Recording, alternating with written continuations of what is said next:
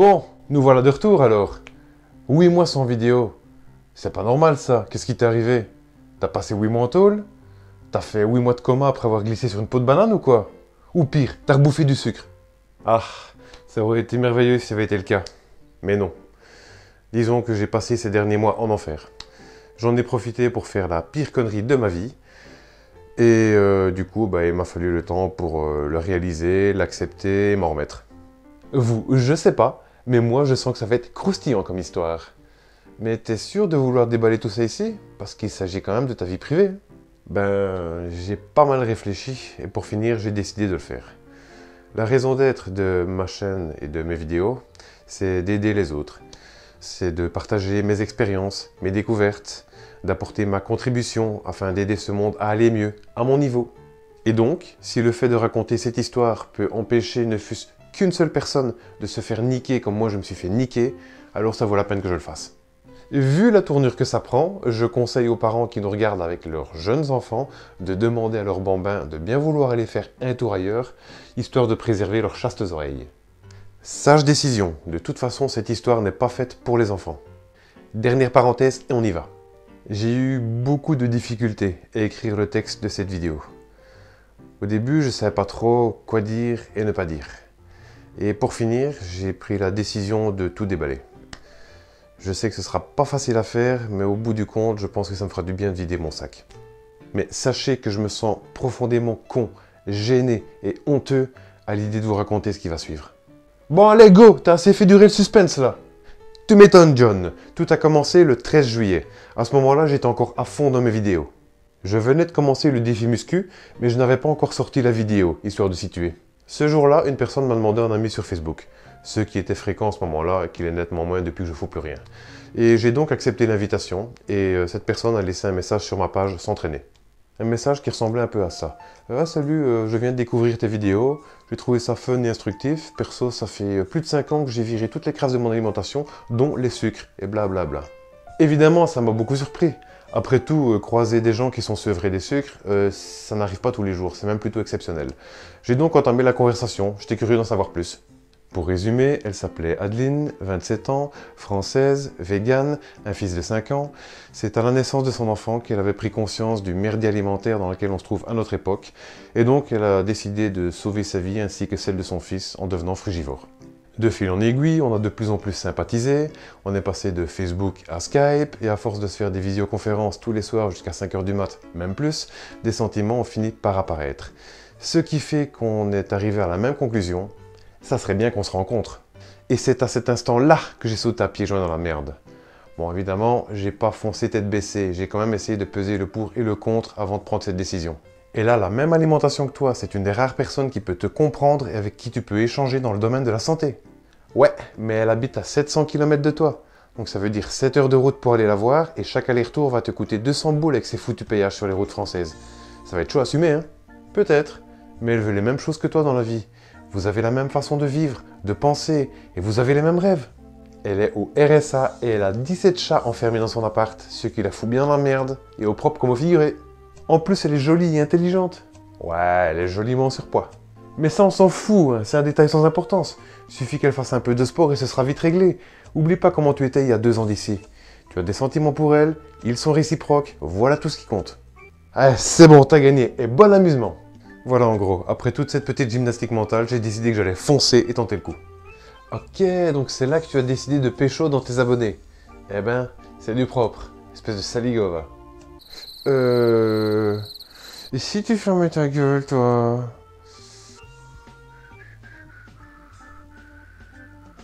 Et donc, je me suis démerdé pour trouver un covoiturage pour aller jusque-là. Je suis parti le 5 août, en laissant tout en plan, dont le défi muscu. Mais ça, on en reparlera plus tard. Je suis resté chez elle pendant une semaine. Une semaine franchement sympa. Tout s'est très bien passé, aussi bien avec elle qu'avec son fils. Je dois dire que ça m'a donné envie de continuer. En plus de ça, ça faisait très longtemps que j'avais plus quitté ma petite Belgique et ça m'a fait du bien de voir d'autres horizons. Ah, ça fait toujours du bien d'aller tremper sa nouille dans d'autres pots de sauce.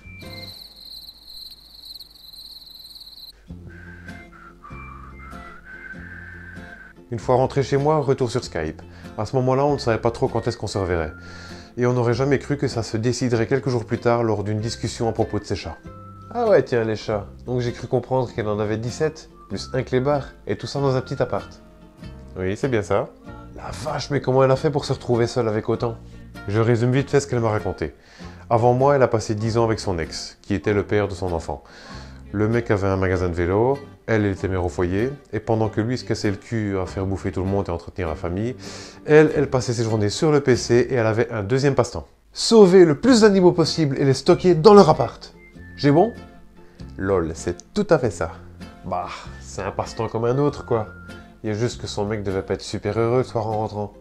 En effet, d'ailleurs, il a fini par lui dire « Tu prends tes clics, tes claques, ton kleps, tes chats et tu dégages. » Voilà en gros comment on fait pour se retrouver seul avec une vingtaine d'animaux sur les bras. Tiens, quoi, c'est gratiné? Tu m'étonnes, John. Enfin, soit, revenons-en là où on en était. Donc, après être rentré de chez elle, et voyant le merdier monumental dans lequel elle était, et au lieu de te barrer en courant, ce qui aurait été le plus intelligent, je lui ai donc proposé une solution afin de l'aider pour ces chats qu'elle n'arrivait pas à placer. Non, t'as pas fait ce que je pense que tu as fait quand même. Si, je lui ai proposé d'en reprendre une partie chez moi, histoire qu'elle soit moins surchargée. T'es vraiment un corneau, mec. Indubitablement.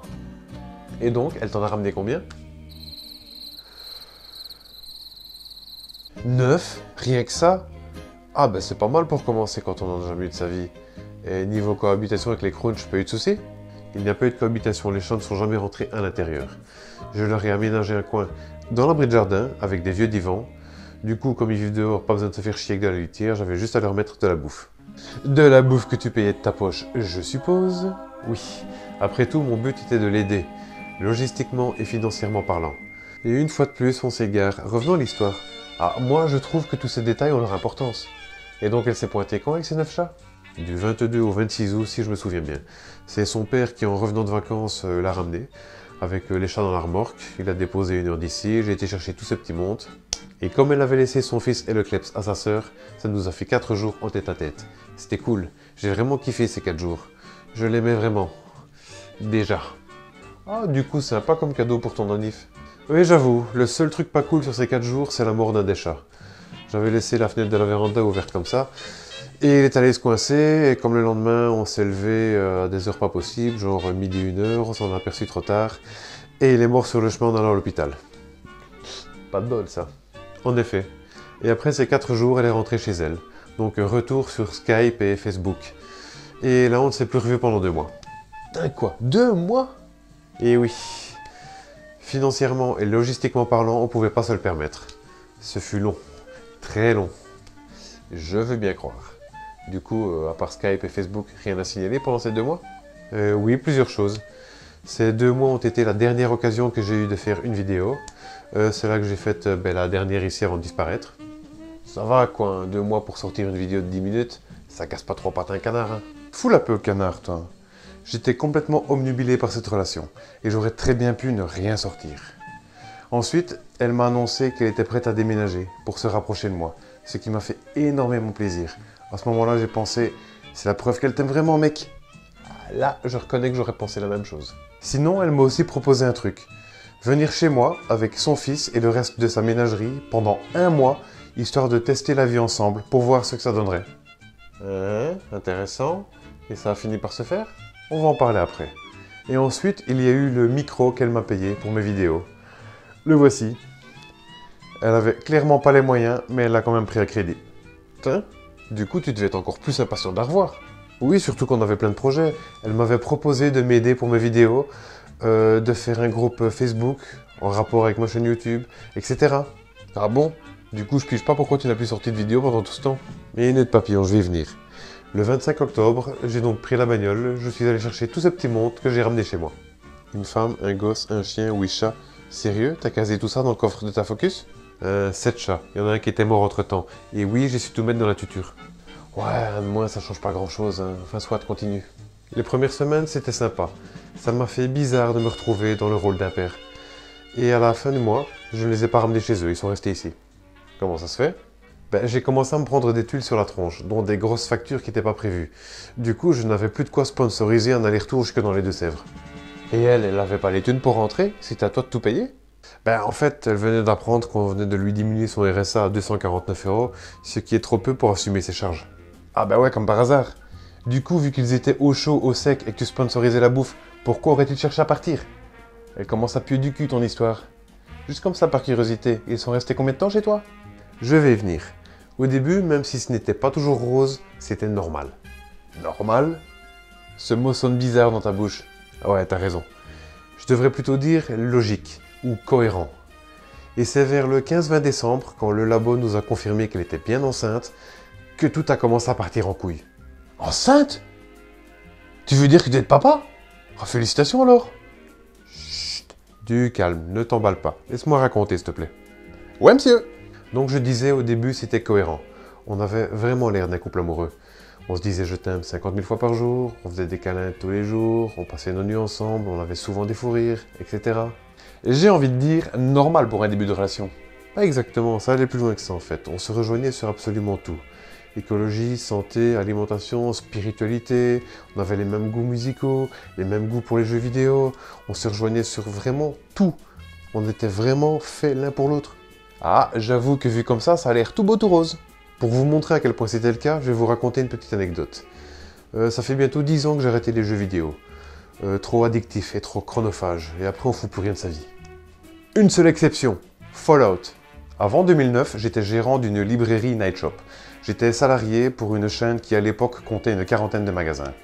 En gros, on me demandait de me casser le cul un maximum pour un salaire minimum et d'être satisfait. Ouais, classique quoi, mais là t'es en train de nous faire l'anecdote dans l'histoire. Ça me rappelle un peu le film Inception. Ah, s'il te plaît, ne compare pas ma vidéo à cette daube. C'est un épisode spécial, je raconte ma life. Alors j'en profite. Et donc, mon boulot consistait à vendre des clopes, de l'alcool, des saloperies à grailler, des magazines qui rendent con, des jeux de la loterie nationale. Je devais aussi faire les commandes et intervenir la nuit et les week-ends en cas d'alarme. Oufti! Ton impact sur l'environnement était semblable et était plutôt costaud. T'as dû le sentir passer niveau karma. Et je parle même pas du fait que tu devais avoir une vie vraiment merdique. Ouais, et tout ça pour 1150 € net par mois. Oh putain, quoi! Bref, ma raison d'être était de ne pas avoir de vie et de foutre celle des autres en l'air pour que 3 trous du cul d'associés puissent se payer 2 Porsche ou Ferrari par an. Et au bout de 5 ans à ce régime-là, j'ai fini par péter un plomb et j'ai commencé à ouvrir ma gueule. Et il n'a pas fallu longtemps pour que je me retrouve dehors sans préavis.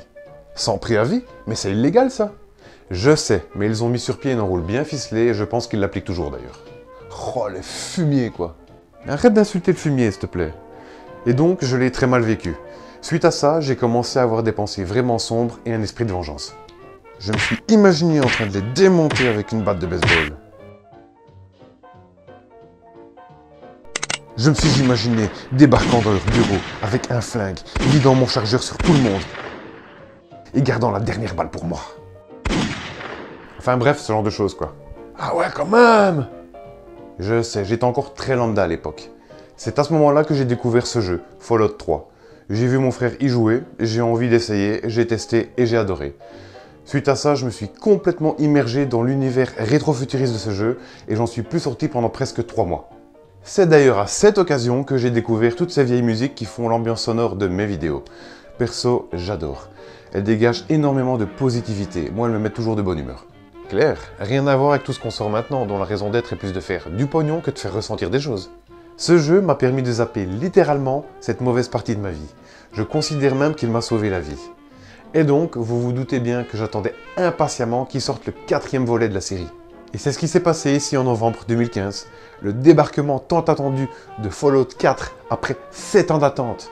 Pile le mois où elle débarque chez moi avec son fils. Ah ça c'est con, du coup je suppose que tu as dû reporter. Même pas, voilà ce qu'elle m'a dit à ce moment-là. J'ai envie que tu achètes Fallout 4, comme ça, tu pourrais y jouer et je pourrais te regarder pendant que tu y joues. Tain quoi, étonnant. Je ne te le fais pas dire. Tu vois, quand je te dis que je croyais qu'elle était faite pour moi. Mais malheureusement, je n'ai toujours pas pu y jouer parce que mon PC n'a pas ce qu'il faut dans le ventre pour le faire tourner. Du coup, j'y jouerai quand je changerai de PC. Ah merde, ça nous fera 3 mois sans vidéo quand tu changeras de PC du coup. Enfin soit, je suppose que c'est fin de parenthèse et retour à l'histoire là. Et non, on s'arrête ici pour aujourd'hui. Fin de l'épisode 1 de cette histoire de fou. Merde, déjà? On vient à peine de commencer l'histoire?